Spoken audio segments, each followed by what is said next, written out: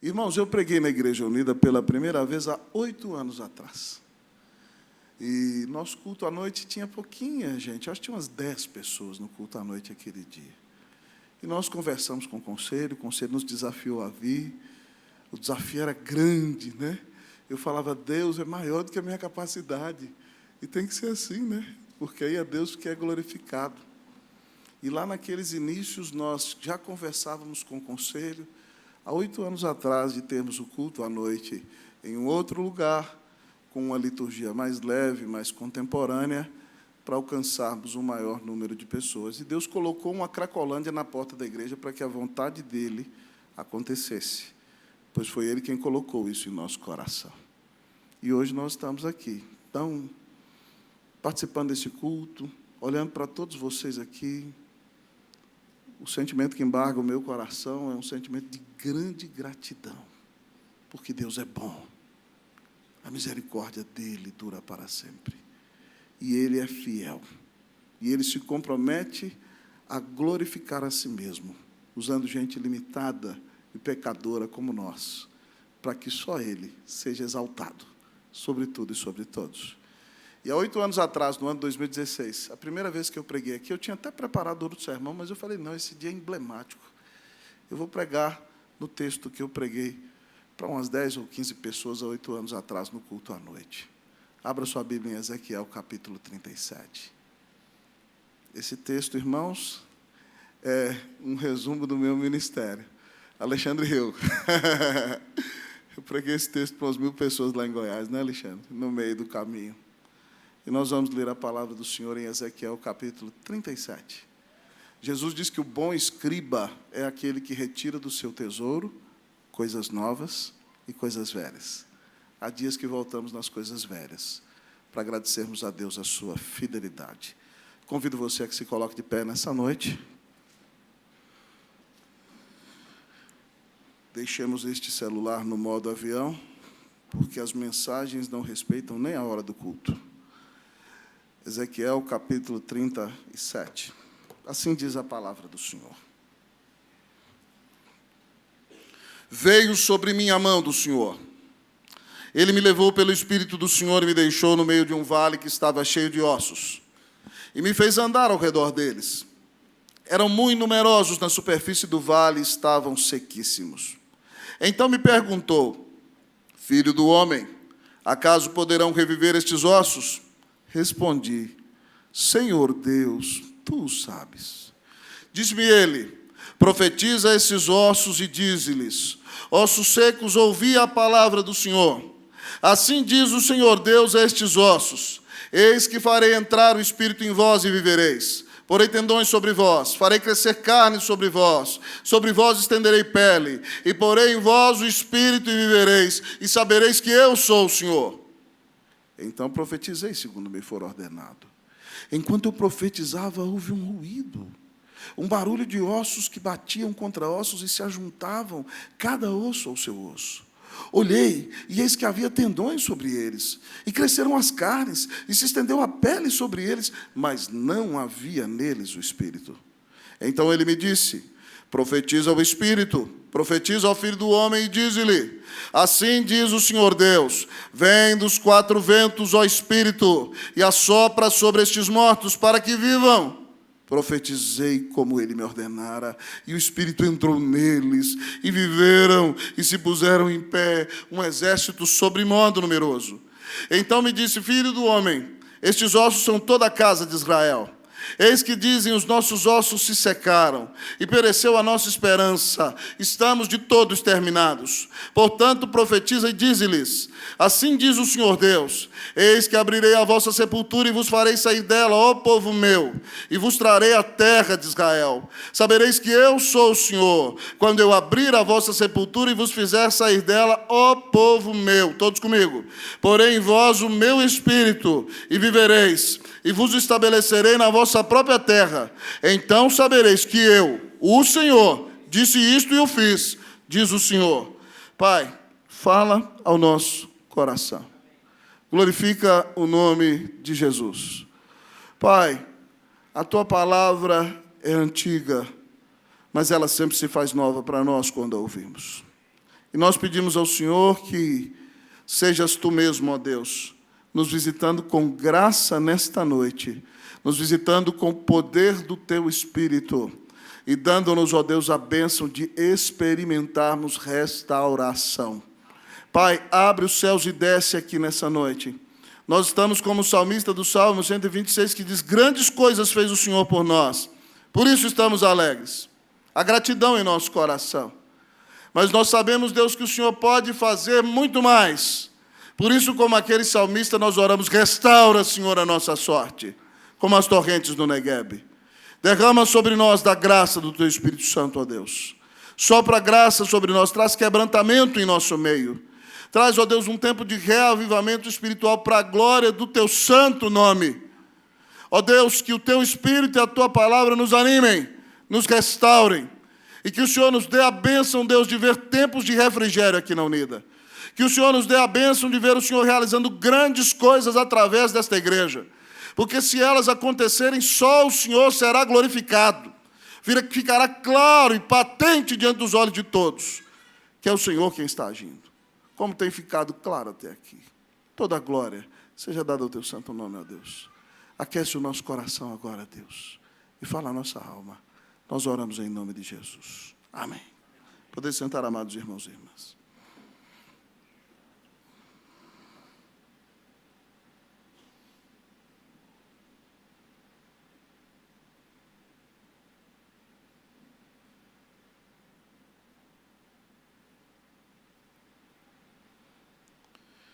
Depois de 7 anos de pastorado na Unida, se você me perguntar o que eu mais desejo na nossa igreja, sem sombra de dúvidas, eu vou dizer a você que eu desejo experimentar na Igreja Presbiteriana Unida de São Paulo um grande reavivamento espiritual. Se você me perguntar o que eu mais desejo para a minha vida, é um reavivamento espiritual. O que eu mais quero para a minha família é o sopro da graça de Deus restaurando a minha família. E o que eu mais desejo para a nossa igreja, amados irmãos, é que o Senhor abra os céus e desça, e Ele mesmo manifeste a sua glória em nosso meio, de maneira que Cristo seja exaltado sobre tudo e sobre todos. Depois de 7 anos com vocês, vendo o Senhor manifestar a sua graça aqui, nós desejamos um poderoso reavivamento espiritual, que nos dê a bênção de ver o centro de São Paulo prostrado aos pés de Jesus, que nos dê um coração totalmente de Cristo, que nos dê a bênção de sermos instrumentos nas mãos de Jesus, e que vejamos o Senhor derramar a sua graça, salvando vidas, restaurando famílias, reconciliando o seu povo e derramando sobre nós as suas mais ricas bênçãos, para a honra e para a glória do nome de Jesus. Esse texto que lemos, irmãos, é uma promessa de restauração. O povo de Deus fora levado cativo para a Babilônia por causa dos seus pecados. Ezequiel foi levado no ano de 597 para a região de Tel Aviv. Ele começaria o seu ministério com 30 anos no templo, mas agora ele tem 30 anos e está longe de Jerusalém. Ele era sacerdote, mas Deus o chama não só para ser sacerdote, Deus o chama para ser profeta. E ele se chama Ezequiel, Deus fortalece, porque ele enfrentará grandes lutas, irmãos. Imaginem comigo, esse povo foi levado cativo da sua terra. Eles viram as muralhas de Jerusalém destruídas, eles viram pessoas sendo assassinadas, amados amigos e irmãos de Jerusalém, eles viram sacerdotes sendo mortos, eles viram mulheres sendo abusadas, eles viram mães comendo a carne dos seus próprios filhos, no cerco de Jerusalém que durou 2 anos. E para que esse profeta seja uma bênção nas mãos do Senhor, Deus, então, o coloca no meio de um vale de ossos secos. E Deus, ao dar-lhes essa promessa de reavivamento, a esse povo que está tão triste, porque eles dizem no versículo 11, eis que os nossos ossos se secaram, pereceu a nossa esperança, estamos de todos exterminados. Deus se esqueceu de nós. Deus nos abandonou. Os nossos ossos secaram. O povo de Deus acabou. Já era. Quando eles não têm mais nenhuma esperança em si mesmo, Deus levanta o profeta e o coloca no meio do vale. Ao dar essa promessa de restauração, Deus nos ensina como Deus restaura o seu povo. Como Deus restaura o seu povo? Inicialmente, a palavra do Senhor nos diz que Ele utiliza homens. Como Deus restaura o seu povo, Ele utiliza homens.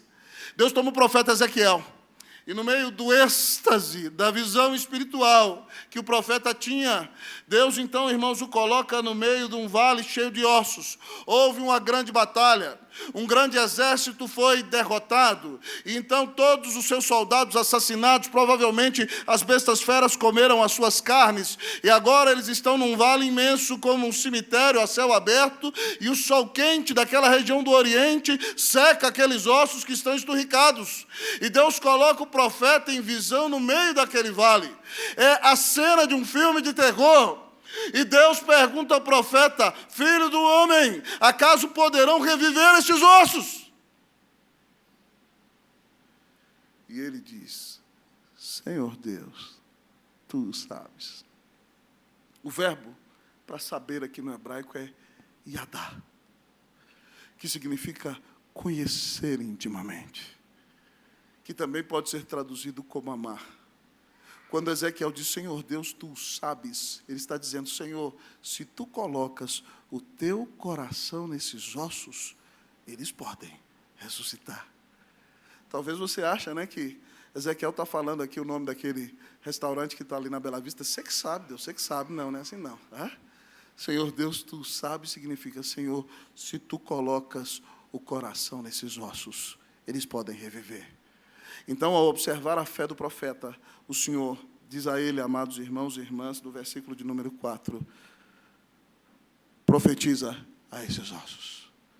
Deus utiliza homens. É importante, irmãos, que nós percebamos que Deus é soberano, mas o método de Deus agir no mundo é através de homens e mulheres consagrados em sua mão.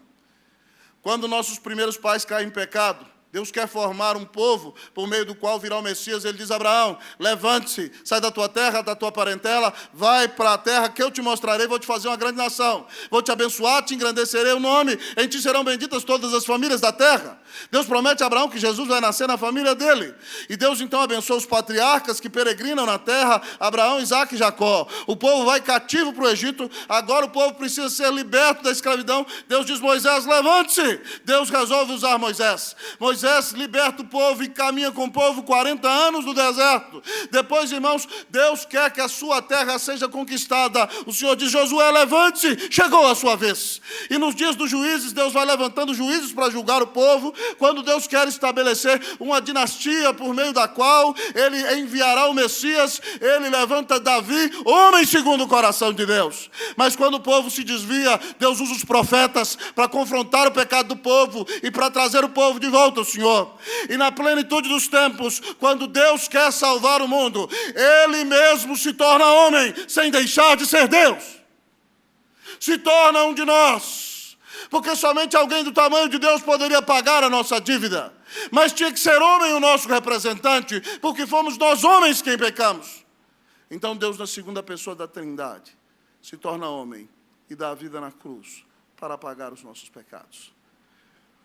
O método de Deus é usar homens e mulheres consagrados em sua mão, para a sua glória, para que nós vejamos o reino dele avançar. Louvado seja Deus por isso, irmãos. Um dos evangelistas que Deus mais usou na história da igreja nos últimos séculos foi o evangelista Moody. Moody era um menino órfão, a mãe dele tinha muitos filhos e ele era de uma família pobre do interior. Mudou-se para Boston para trabalhar na sapataria do tio. Lá no fundo da sapataria, Edward Kimball o ganhou para Cristo Jesus. Ele vai para a cidade de Chicago, que era nova e estava crescendo. Ali ele monta uma associação cristã de moços. Ali ele se une à Associação de Escolas Dominicais dos Estados Unidos.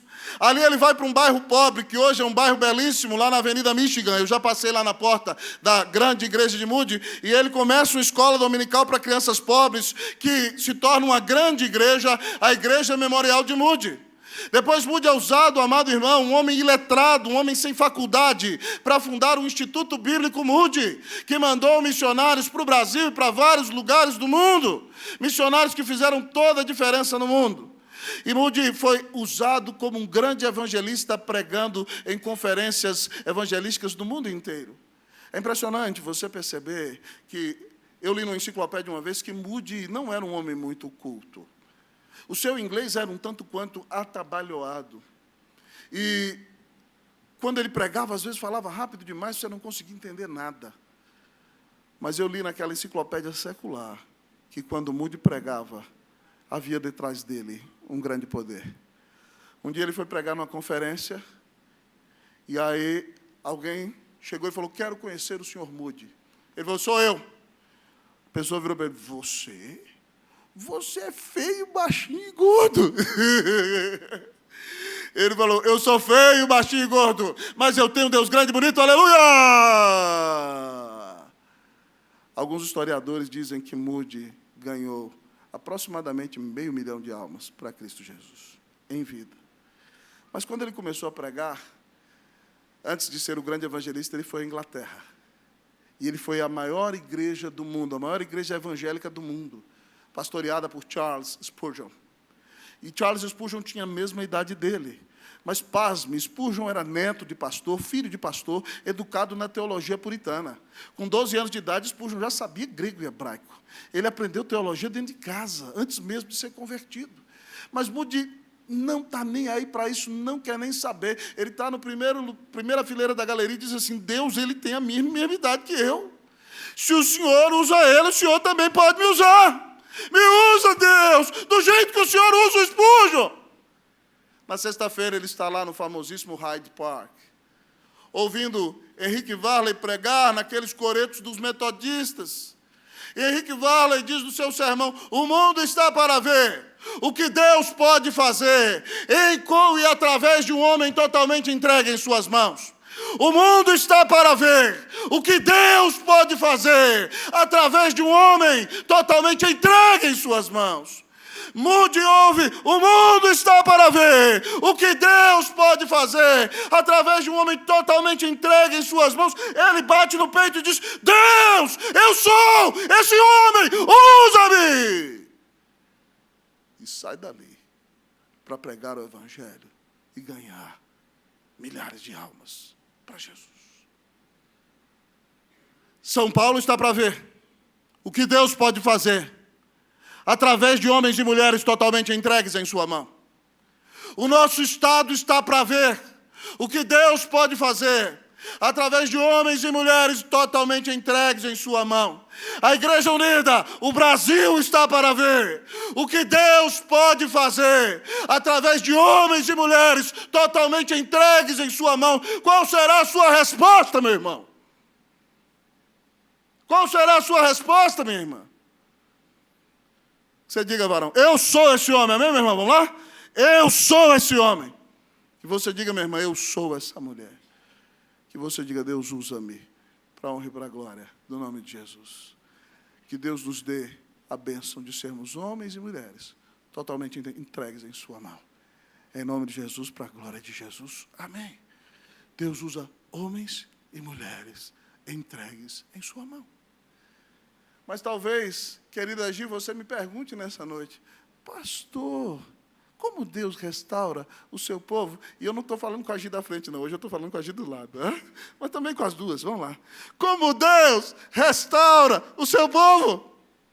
Ele utiliza a palavra. Como Deus restaura o seu povo? Ele utiliza a palavra.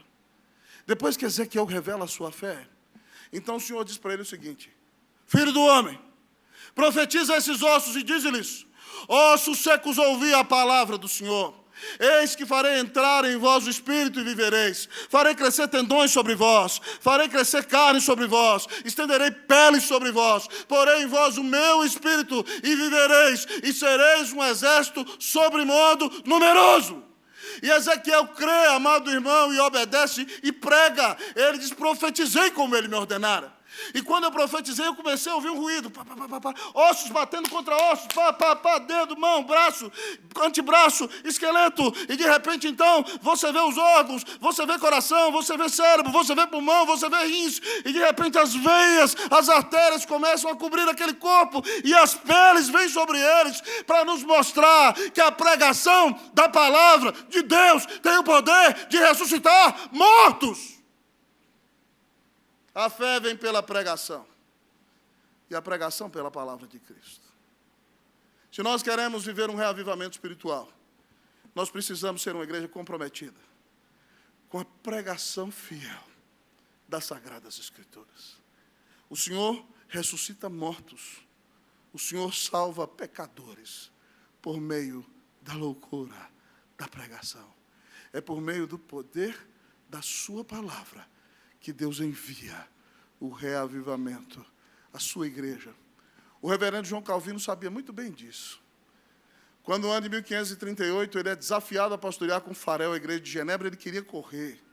Ele falou assim, não, deixa-me dedicar-me à teologia, aos estudos, eu não quero ser pastor.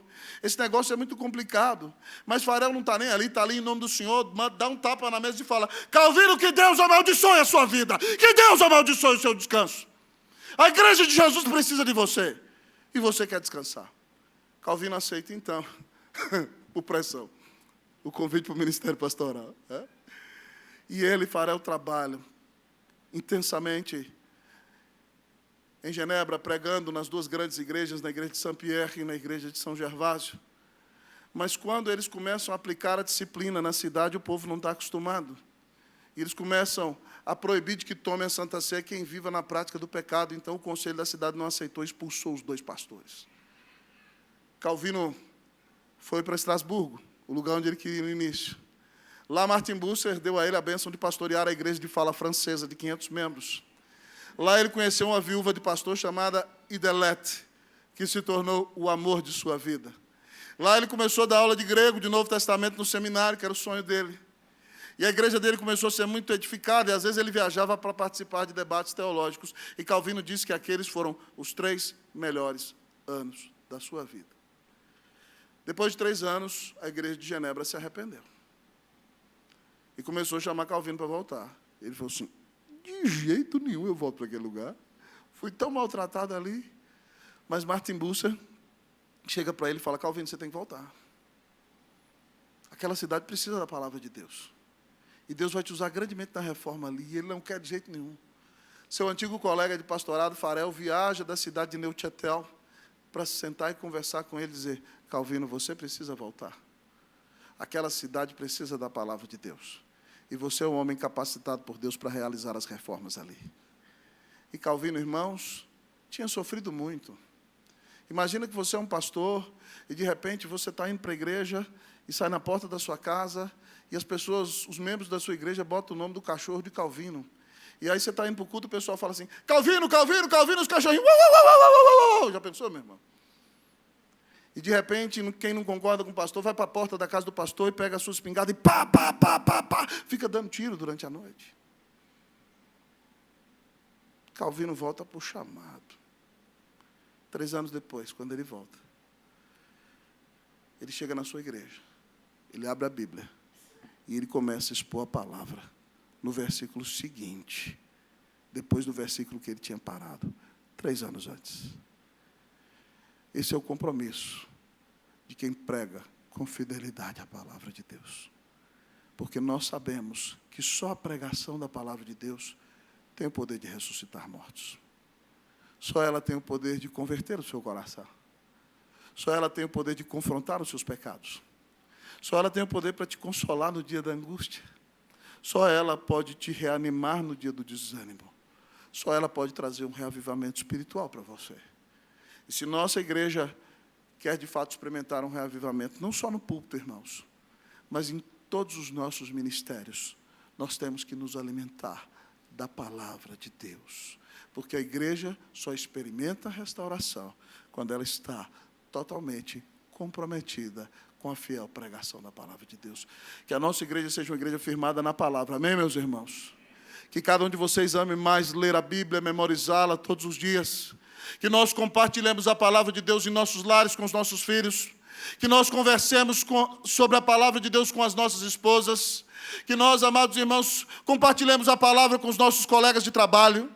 Que nós anunciemos aos nossos amigos que Deus amou ao mundo de tal maneira que deu seu Filho unigênito, para que todo aquele que nele crê não pereça, mas tenha vida eterna. Se nós estivermos enraizados na palavra, nós veremos grandes coisas acontecerem Porque, como dizia o próprio Calvino, o púlpito é o trono de Deus na terra, lugar do qual Ele governa a sua igreja. Que Deus faça de nós uma igreja comprometida com a palavra, se nós queremos experimentar restauração e reavivamento, em nome de Jesus. Amém, meu irmão? Comprometa-se a ler a Bíblia esse ano todos os dias. Memorize os versículos bíblicos. Ouça os sermões, compartilhe com outras pessoas. Participe dos PGs da igreja. Não perca a oportunidade de crescer espiritualmente e encher-se da palavra de Deus, para que você experimente grandes bênçãos do Senhor na sua vida e na sua família, para a honra e para a glória do nome de Jesus. Que Deus te encha da palavra dele, em nome de Jesus. Amém. Cleus, eu prometi que ia pregar rápido, mas era o outro sermão, tá? Não era isso, não. Deus mudou, fazer o quê? Já era. Como Deus restaura o seu povo.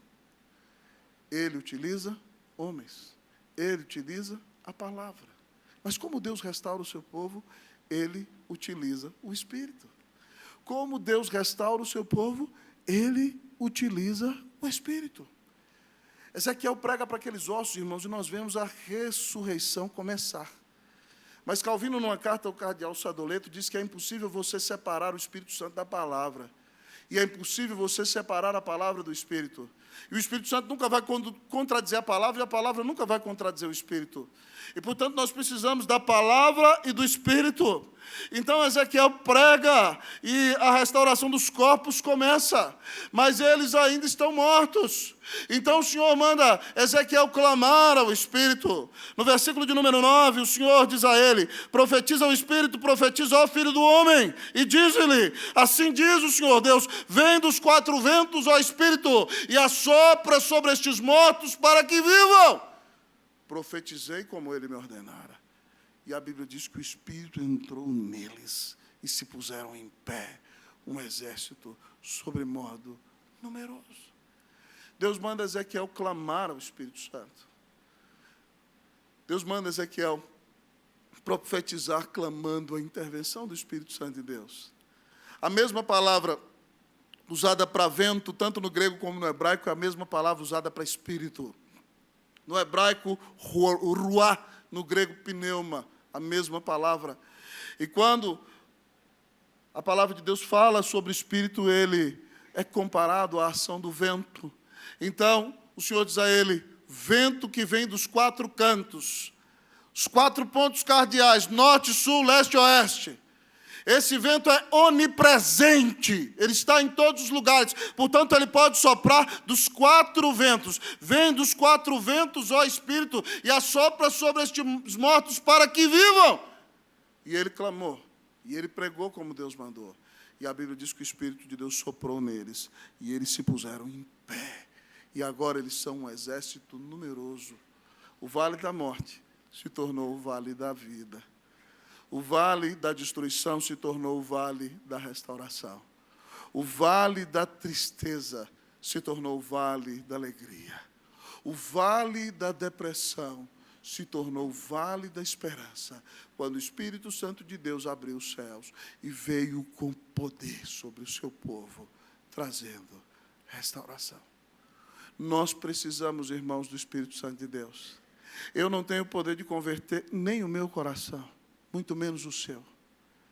Nós precisamos da ação do Espírito Santo na vida da igreja para converter pecadores, para trazer convicção de pecado, para trazer arrependimento, para trazer reconciliação com Deus, para trazer reconciliação de uns com os outros, para encher-nos de amor pelo Senhor, para nos dar paixão pela oração, para nos dar paixão pelas almas, para nos dar o desejo de conhecer mais a Deus e de sermos cada vez mais bênçãos preciosas nas mãos do Senhor. Nós precisamos dessa terceira pessoa da Trindade maravilhosa, que é Deus conosco. Todos nós, do dia em que fomos convertidos, fomos selados com o Espírito Santo, e agora Ele já habita em nós. Portanto, quando oramos, Senhor, derrama o Teu Espírito, não significa que Ele não está em nós, mas estamos orando para que o Senhor, de fato, nos encha com o Seu Espírito Santo. Irmão, pasme comigo, não haveria igreja sem Espírito Santo. Não haveria Bíblia sem Espírito Santo. Não haveria pregação sem Espírito Santo. Não haveria convicção de pecado sem Espírito Santo. Nós precisamos do Espírito Santo de Deus. É Ele que nos convence do pecado, da justiça e do juízo. Não haveria sermão cheio de poder se não houvesse o Espírito Santo de Deus. Nós precisamos do Espírito Santo. É por isso que nós precisamos orar, para que Deus abra os céus e desça, para que o seu Espírito sopre sobre nós a sua graça, para que Cristo seja exaltado sobre tudo e sobre todos. Temos que orar como Ezequiel. Deus, ó Deus, enche-nos do poder da Tua presença, enche-nos do poder do Teu Espírito Santo. O grande pregador Spurgeon, no seu púlpito, que parece com o nosso púlpito da Unida, só que era mais alto, com 2 escadas assim, ele tinha 15 degraus. E quando ele ia pregar, ele pisava num degrau e dizia, eu creio no Espírito Santo. E pisava no outro e dizia, eu creio no Espírito Santo. E no outro ele dizia, eu creio no Espírito Santo. E 15 vezes, irmãos, ele dizia, eu creio no Espírito Santo. E quando subia no púlpito, pregava teologia reformada, pregava a Bíblia, mas cheio do poder do Espírito Santo. Porque só o Espírito Santo pode mudar o coração do pecador. Você precisa de se arrepender, meu irmão. Clame a Deus que te encha com o Espírito Santo. Você precisa de restauração na sua família. Clame a Deus que o Espírito Santo haja dentro da sua casa. Você quer ter poder e intrepidez para pregar? Peça a Deus que te encha do Espírito Santo. Você quer ver dezenas, centenas de almas se convertendo? Peça a Deus que envie um reavivamento poderoso do Espírito Santo de Deus sobre nós. O nosso amado pioneiro, o reverendo Ashbel Green Simonton, que chegou ao Brasil com 26 anos e teve um ministério muito profícuo. Em 8 anos casou-se, perdeu sua esposa e veio a morrer com 34 anos, com febre amarela, quando chegava na cidade de São Paulo, para visitar sua filhinha, que estava sendo criada pela sua irmã, Elizabeth Wiggins Simonton, esposa do reverendo Alexander Blackford, que plantou a igreja presbiteriana nessa cidade. E Simonton foi muito usado por Deus. Em 8 anos, ele plantou a primeira igreja, a Igreja Presbiteriana do Rio de Janeiro, a nossa catedral, organizou o nosso primeiro presbitério, escreveu o primeiro periódico evangélico da América do Sul, organizou o nosso primeiro seminário, onde foi aluno dele, reverendo Modesto Perestrello Barros de Carvalhosa, o pastor que fundou a Igreja Presbiteriana Unida de São Paulo. E Simonton foi muito usado por Deus para trazer seus amigos dos Estados Unidos, organizou o presbitério, ordenou o primeiro pastor da América do Sul, o ex-padre reverendo José Manuel da Conceição. E depois de 8 anos de ministério abençoadíssimo, com a febre amarela, chegando aqui na cidade de São Paulo, ele vem a falecer com 34 anos de idade. Simonton tem um famosíssimo diário, que eu recomendo você que leia. Ele escreve esse diário desde a sua juventude até o último ano da sua vida. E no final da sua vida, Simonton falando, usando a linguagem do seu tempo, para enchimento do Espírito Santo e para reavivamento, ele fala assim, quem me dera um batismo de fogo que me purificasse das minhas escórias e me desse um coração totalmente de Cristo. Ele não está falando de segunda bênção. Ele sabia que ele já tinha o Espírito Santo. Mas a linguagem do tempo dele para enchimento do Espírito era batismo de fogo. Ele diz, quem me dera um batismo de fogo que me purificasse das minhas escórias e que me desse um coração totalmente de Cristo Jesus. Perto do final da sua vida, Simonton queria ser cheio do Espírito Santo. Queria ter comunhão com Deus, para ter nojo do pecado, para amar mais a Jesus, para se dedicar totalmente ao Senhor. Você acha que igreja é só um clubinho onde você encontra seus amigos? É só aquela bolachinha, clube social, onde você se reúne, dá risada nas sociedades internas e está tudo legal? Se você não tem comunhão com o Senhor, e se você não entende que a igreja se trata de Cristo, nada do que fazemos vale a pena. É só arroz de festa. Mas se nós entendemos que estamos trabalhando para o Senhor, e tudo que fazemos é para a glória dEle, e queremos ser cheios do Seu Espírito Santo, então nós podemos esperar grandes bênçãos sobre nós. Peça a Deus que te encha do Espírito Santo, amém, meu irmão? Peça a Deus que te dê convicção de pecado nessa noite, amém, minha irmã? Peça a Deus um novo momento de Deus para a sua vida. Diga, Senhor, me enche com o teu Espírito Santo, para que eu seja mais vazio de mim, mais cheio de ti, e que a minha vida te glorifique. Que Deus nos faça homens de oração. Amém, meus irmãos? Se nós queremos ser cheios do Espírito Santo, nós temos que ser homens e mulheres de oração. Que nós investamos na nossa vida de oração. E que nós vejamos o poder de Deus agindo em nossa vida para a honra e para a glória do nome de Jesus. Você quer experimentar a restauração na sua vida? Amém? Como Deus restaura o seu povo? Ele utiliza homens, Ele utiliza a palavra, Ele utiliza o Espírito, mas Ele atua com soberania. Como Deus restaura o seu povo? Ele atua com soberania. O povo diz, os nossos ossos se secaram, está tudo acabado. Deus, então, a partir do versículo 12, usa 10 verbos na primeira pessoa do singular, se você der uma olhada. E ele fala para Ezequiel, diz o seguinte, fala para esse povo, eu abro a sepultura de vocês, eu tiro vocês da sepultura, eu levo vocês para a terra, eu estabeleço vocês lá, eu digo, eu faço, eu sou o Senhor. E ele repete, fala para esse povo, eu abro a sepultura de vocês, eu tiro vocês da sepultura, eu levo vocês para a terra, eu estabeleço vocês lá, eu digo, eu faço, eu sou o Senhor. Se nós falássemos tanto nós estaríamos em sérios problemas. Mas Deus é o Deus soberano. E o fim principal dele é glorificar-se a si mesmo e exaltar-se a si mesmo para sempre. E se Ele é a pessoa mais gloriosa e mais bendita que existe no universo, o maior objetivo dele tem que ser glorificar a si mesmo, senão, como disse John Piper, ele seria um Deus idólatra, se ele colocasse qualquer coisa no lugar de Deus. Então o Senhor está dizendo para o povo dele, que quando a restauração vier, e ela virá, é porque o Senhor é quem abre a sepultura, é o Senhor quem leva para a terra, é o Senhor que estabelece o povo, o Senhor que restaura o povo, o Senhor diz, eu digo, eu faço, eu sou o Senhor. Deus está dizendo, amado irmão, com isso, que Ele não divide a glória dEle com ninguém. Que quando grandes coisas acontecem na nossa vida, na nossa família, na nossa igreja, é única e exclusivamente por causa da graça soberana do Senhor. É só por causa dEle. Eu gosto muito, irmãos, daquele texto bíblico quando o templo de Jerusalém é consagrado. No segundo livro das Crônicas, Salomão faz uma das orações mais belas da Bíblia. E todo o povo está sobre um pavimento, e milhares de animais, bois, ovelhas, estão sendo sacrificados. Salomão é muito rico, estão os sacrifícios deles, os sacrifícios do povo, uma fortuna em animais. E quando Salomão ora, irmãos, acontece um fenômeno interessante. A Bíblia diz que o próprio Deus manda fogo do céu e pá, consome o holocausto. O povo cai de joelhos e diz, rende graças ao Senhor porque Ele é bom, porque a sua misericórdia dura para sempre. E a Bíblia diz que a nuvem da glória de Deus entra no templo e nem os sacerdotes podem entrar. O templo é o lugar dos sacerdotes. É seu habitat comum, seu lugar de trabalho. Mas quando Deus desce, Ele não divide a glória dEle com ninguém. Então, quando Deus restaura a igreja, nenhum de nós pode se apropriar da glória do que está acontecendo. Porque se algo está acontecendo, é manifestação da graça de Deus. É a nuvem da glória dEle que desceu. E Ele tem que ser exaltado sobre tudo e sobre todos.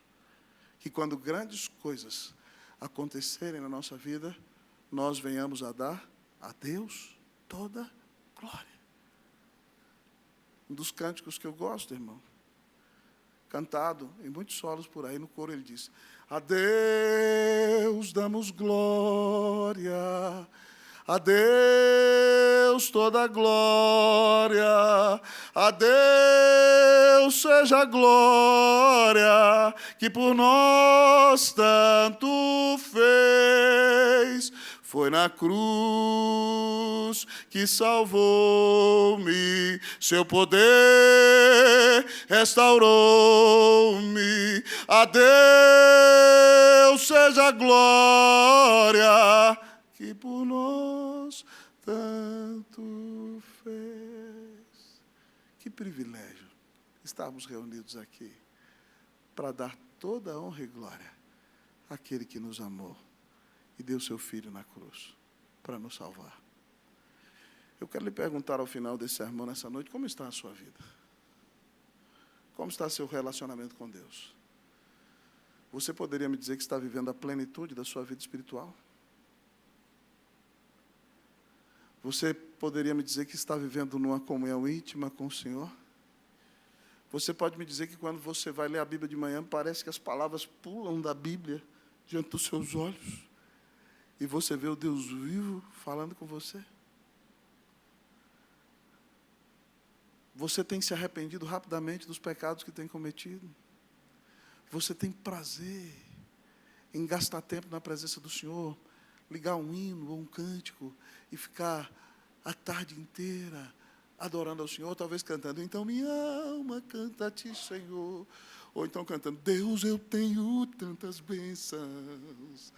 Ah, meu irmão, seja hino, seja cântico, você tem tido prazer na presença de Deus? Você tem livre trânsito com Jesus? Você está percebendo a presença dEle na sua vida agora? Irmão, o Senhor está aqui. O Senhor está aqui. Meus colegas pregadores sabem disso. Spurgeon dizia que há momentos nos quais, irmãos, nós estamos pregando. Ele disse que tinha vezes que ele estava pregando que parecia que o Senhor Jesus parava do lado dele no púlpito e ficava falando no ouvido dele o que ele tinha que pregar. Irmãos, o Senhor está aqui. E Ele quer restaurar a nossa vida. Ele deu a vida na cruz por nós. Até quando nós vamos continuar resistindo ao Espírito Santo? Até quando nós vamos ficar estorvando a obra de Deus da nossa vida? Que Deus traga arrependimento sincero ao nosso coração. Deus quer usar você. Então, pare de atrapalhar. E se submeta à vontade dEle. Diga para Ele, Senhor, realiza na minha vida a Tua vontade. Eis-me aqui, usa-me. Como Deus restaura o seu povo, Ele utiliza homens, Ele utiliza a palavra, Ele utiliza o Espírito, Ele atua com soberania. Depois de 8 anos, no dia da Assembleia de Eleição Pastoral, eu tinha que pregar esse texto, que foi pregado há 8 anos atrás, porque coisas gloriosas aconteceram e toda a glória seja dada ao Senhor.